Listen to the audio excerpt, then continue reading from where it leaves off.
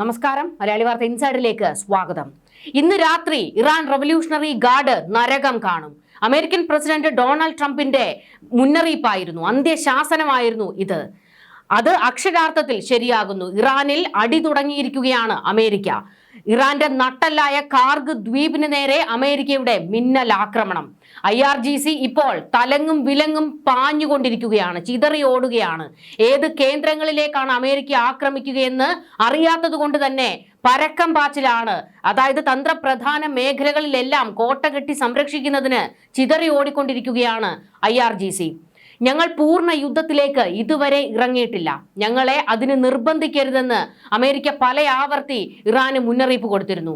എന്നാൽ ഒരു സന്ധിയും അമേരിക്കയുമായിട്ടില്ല, ഒരു ചർച്ചയുമില്ല. ഈ യുദ്ധം തുടങ്ങിയത് നിങ്ങളായിരിക്കും, അവസാനിപ്പിക്കുന്നത് ഞങ്ങളായിരിക്കും എന്ന് വെല്ലുവിളിച്ചുകൊണ്ട് നിരന്തരം ഇസ്രയേലിലേക്കും അതുപോലെ തന്നെ ഗൾഫ് മേഖലകളിലേക്കും അടിച്ചുകൊണ്ടിരിക്കുകയായിരുന്നു ഇറാൻ.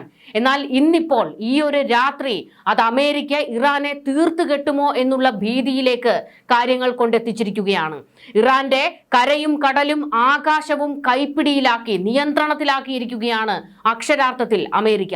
മറ്റൊരു വഴിക്കൂടെ ഇറാന് സർവനാശം വിതച്ചുകൊണ്ട് ഇസ്രയേൽ തീ തുപ്പുന്നു. ഇസ്രയേലിന്റെ ആക്രമണത്തിൽ അടികൊണ്ട് തളർന്നു വീണിരിക്കുകയാണ് IRGC. ഇപ്പോൾ ഒരു തരത്തിലും ഇനി സന്ധിയില്ല എന്നും ഇനി ക്ഷമിക്കില്ല എന്നും ഡൊണാൾഡ് ട്രംപ് പ്രഖ്യാപിച്ചതിന്റെ തൊട്ടടുത്ത സെക്കൻഡിൽ തുടങ്ങിയ അടിയാണ് ഇസ്രയേൽ.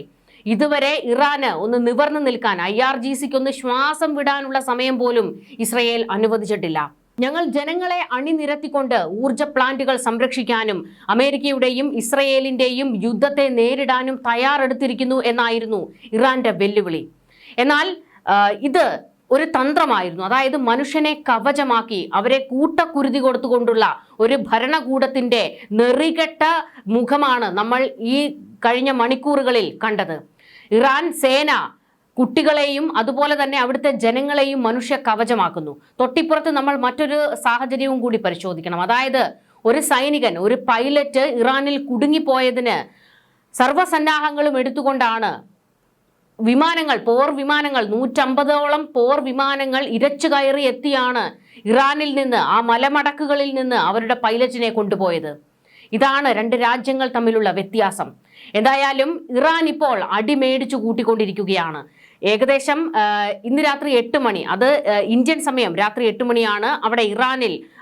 അത് ഏകദേശം വെളുപ്പിനെ ഒരു 5 മണി, ആ ഒരു സമയത്തോടു കൂടിയാണ്. ആ സമയത്തിനുള്ളിൽ ഇറാനെ ഞങ്ങൾ അടിച്ച് തരിപ്പണമാക്കുമെന്ന് അമേരിക്ക വെല്ലുവിളിച്ചിരിക്കുന്നത്. അതിന്റെ ആദ്യ അടിയാണ് ഇപ്പോൾ തുടങ്ങിയിരിക്കുന്നത്. പ്രസിഡന്റ് ഡൊണാൾഡ് ട്രംപ് നൽകിയ സമയപരിധി അവസാനിക്കാൻ മണിക്കൂറുകൾ മാത്രം ബാക്കി നിൽക്കുകയായിരുന്നു US സൈന്യം ഇറാന്റെ എണ്ണ കയറ്റുമതിയുടെ നട്ടെല്ലായ കാർഗ് ദ്വീപിലെ സൈനിക കേന്ദ്രങ്ങൾ തകർത്തത്. 48 മണിക്കൂർ സമയം തരും, അതിനുള്ളിൽ കീഴടങ്ങിയിരിക്കണമെന്നായിരുന്നു ട്രംപിന്റെ അന്ത്യശാസനം. ചൊവ്വാഴ്ച രാത്രി 8 മണിയോടുകൂടി, അതായത് ഇന്ത്യൻ സമയം ബുധനാഴ്ച പുലർച്ചെ 5:30 ആ സമയം അവസാനിക്കുകയാണ്. എന്നാൽ അവസാനിക്കുന്നതിന് മുൻപ് തന്നെ അടിയുടെ ആക്കം കൂട്ടിയിരിക്കുകയാണ് ഇപ്പോൾ അമേരിക്ക. കാർഗിലേക്ക് അമേരിക്ക കയറി അടിച്ചതും ഇതോടെ ക്ഷമയുടെ കാലം കഴിഞ്ഞു എന്ന് പ്രഖ്യാപിച്ചുകൊണ്ട് ഇറാൻ റവല്യൂഷണറി ഗാർഡും രംഗത്തേക്ക് ഇറങ്ങിയിരിക്കുകയാണ്. 6ാം ആഴ്ചയിലേക്ക് കടന്ന യുദ്ധം ആഗോള സാമ്പത്തിക വ്യവസ്ഥയെ തന്നെ തകർക്കുന്ന രീതിയിലേക്ക് ഇപ്പോൾ മാറിക്കൊണ്ടിരിക്കുന്നു. ഇറാന്റെ അർദ്ധ ഔദ്യോഗിക വാർത്താ ഏജൻസിയായ മെഹർ ന്യൂസ് ഏജൻസിയാണ് ആക്രമണ വിവരം ആദ്യം റിപ്പോർട്ട് ചെയ്തത്. കാർഗിലെ ആക്രമണത്തോടെ മേഖലയിലെ അസംസ്കൃത എണ്ണ വിതരണത്തിൽ കടുത്ത തടസ്സമുണ്ടാക്കും എന്ന ആശങ്ക വർദ്ധിപ്പിച്ചതായി മെട്രോ UK റിപ്പോർട്ട് ചെയ്തു. യുദ്ധം അവസാനിപ്പിക്കാനായി വാഷിംഗ്ടൺ മുന്നോട്ട് വെച്ച മറ്റൊരു വെടിനിർത്തൽ പദ്ധതി കൂടി ഇറാൻ നിരസിച്ചതിന് പിന്നാലെയാണ് US ആക്രമണം കടുപ്പിച്ചിരിക്കുന്നത്. US-ഉമായും അതിന്റെ സഖ്യകക്ഷികളുമായും ബന്ധപ്പെട്ട അടിസ്ഥാന സൗകര്യങ്ങളെ ലക്ഷ്യം വെക്കുമെന്നാണ് ഇപ്പോൾ ഇറാൻ വെല്ലുവിളി നടത്തിയിരിക്കുന്നത്. ഖാർഗിനെ തൊട്ടത് അമേരിക്കയുടെ നാശത്തിനാണെന്നും മേഖലയിലെ എണ്ണവാതക നീക്കം വർഷങ്ങളോളം തടസ്സപ്പെടുത്തുമെന്നും IRGC ഇപ്പോൾ ഭീഷണി മുഴക്കിയിരിക്കുകയാണ്. US സൈന്യം ഖാർഗ് ദ്വീപ് പിടിച്ചെടുക്കുമെന്ന കാര്യം പരിഗണനയിലാണെന്ന് കഴിഞ്ഞ ദിവസം ട്രംപ് പറഞ്ഞിരുന്നു. അതിനുശേഷമാണിപ്പോൾ ഇങ്ങനെ ഒരു അടി നടന്നിരിക്കുന്നത്. അതുകൊണ്ട് തന്നെ ഖാർഗ് ദ്വീപ് പിടിക്കാനുള്ള ഒരു നീക്കത്തിലേക്ക് അമേരിക്ക എത്തുന്നു എന്നുള്ള ഭയവും ഇറാനുണ്ട്. ഇതിന്റെ കൂടെയാണ് മറ്റൊരു വഴിക്കൂടെ, അതായത് ആരെ അടിക്കണം, എവിടേക്ക് അടിക്കണം എന്നുള്ള ഒരു പ്രതിസന്ധിയാണ് ഇറാനെ സംബന്ധിച്ചിടത്തോളം വന്നിരിക്കുന്നത്. കാരണം ഒരു വശത്തുകൂടി ഇസ്രയേൽ ഇറാന്റെ ആകാശത്ത് സംഹാരതാണ്ഡവം നടത്തിക്കൊണ്ടിരിക്കുകയാണ്. ഇടതടവില്ലാതെയാണ് മിസൈൽ ആക്രമണങ്ങൾ നടത്തിക്കൊണ്ടിരിക്കുന്നത്. ഇറാനെ ഇത്തവണ മുച്ചൂടും അടിച്ചില്ലാതാക്കും എന്നുള്ളതാണ് ഇസ്രയേലിന്റെ പ്രഖ്യാപനം. കാരണം ഇനി ഒരു അവസരം തങ്ങൾക്ക് കിട്ടില്ല. ഇപ്പോൾ അടിച്ചാൽ അടിച്ചു. അതുകൊണ്ട് തന്നെ തുനിഞ്ഞിറങ്ങിയിരിക്കുകയാണ് ഇസ്രയേൽ. ഇനിയിപ്പോൾ അമേരിക്ക തങ്ങൾക്കൊപ്പം ഇല്ലെങ്കിലും ഞങ്ങൾ ഇറാനെ അടിച്ചു തീർക്കും എന്നുള്ളതാണ് അവരുടെ പ്രഖ്യാപനം. കഴിഞ്ഞ മാസം ഖാർഗ് ദ്വീപിലെ സൈനിക കേന്ദ്രങ്ങൾ ലക്ഷ്യമിട്ട് അമേരിക്ക ആക്രമണം നടത്തിയിരുന്നു.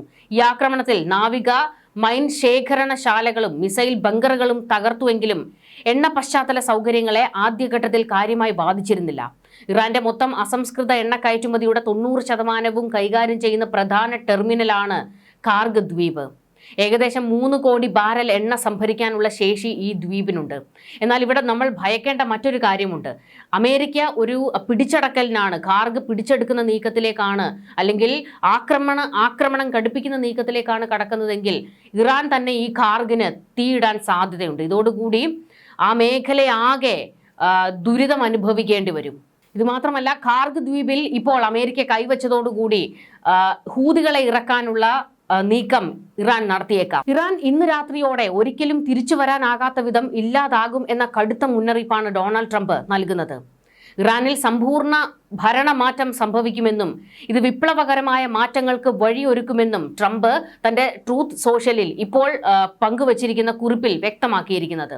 ഇത് കൃത്യമായി ഇറാനുള്ള ഒരു മുന്നറിയിപ്പാണ്. ഇനിയും കുറച്ചുകൂടി സമയം ബാക്കിയുണ്ടെന്നും എത്രയും പെട്ടെന്ന് കരാറിൽ ഏർപ്പെടുക, ആണവ കരാറിൽ ഒപ്പുവെക്കുക, എങ്കിൽ ഞങ്ങൾ ഒരിളവ് നൽകാം എന്നുള്ള ഒരു നയമാണ് അമേരിക്ക ഇപ്പോഴും സ്വീകരിക്കുന്നത്.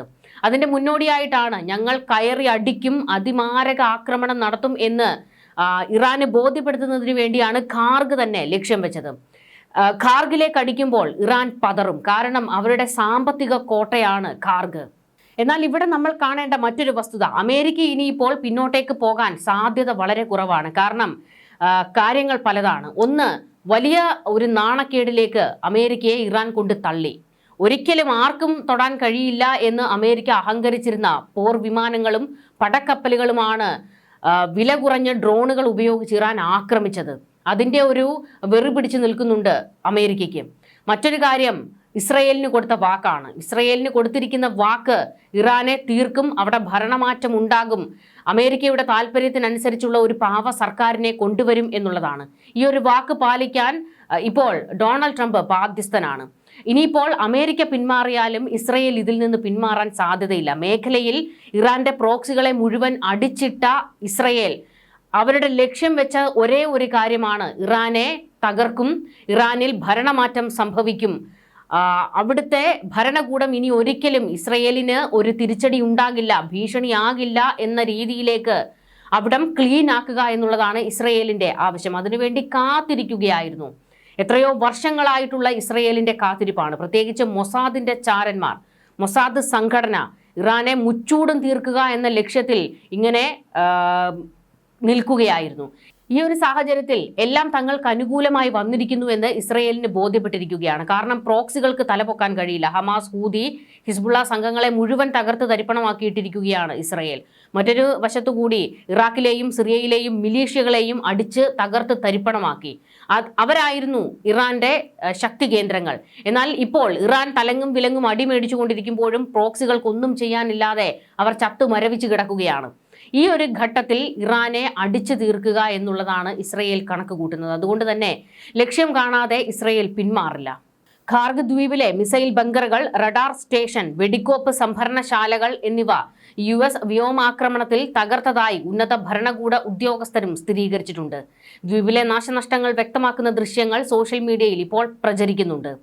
US-ഉമായുള്ള താൽക്കാലിക വെടിനിർത്തൽ നിർദ്ദേശം ഇറാൻ തള്ളിയതിന് പിന്നാലെയാണ് സൈനിക നടപടി ഇപ്പോൾ കടുപ്പിച്ചിരിക്കുന്നത്. ഇനി തങ്ങൾ പിന്നോട്ടേക്കില്ല എന്നുള്ളതാണ് അമേരിക്ക കൊടുക്കുന്ന മുന്നറിയിപ്പ്. ഞങ്ങൾ പല വഴികൾ, പല അവസരങ്ങൾ ഇറാന് കൊടുത്തിരുന്നു.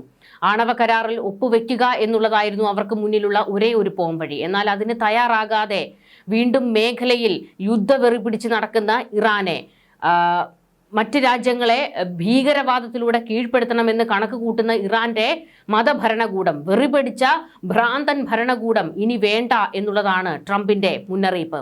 അതിനുവേണ്ടി ഞങ്ങൾ തുനിഞ്ഞിറങ്ങിയിരിക്കുന്നു. ലക്ഷ്യം കാണാതെ ഞങ്ങൾ പിന്നോട്ടേക്കില്ല എന്ന് ട്രംപിന്റെ അന്ത്യശാസനം. ട്രംപ് അനുവദിച്ച സമയപരിധി അടുക്കുകയും കടലിടുക്ക് തുറക്കാൻ ഇറാൻ വിസമ്മതിക്കുകയും ചെയ്യുന്നതോടെ ആഗോള എണ്ണ വിപണി ഇപ്പോൾ വലിയ കലുഷിതമായിരിക്കുകയാണ്.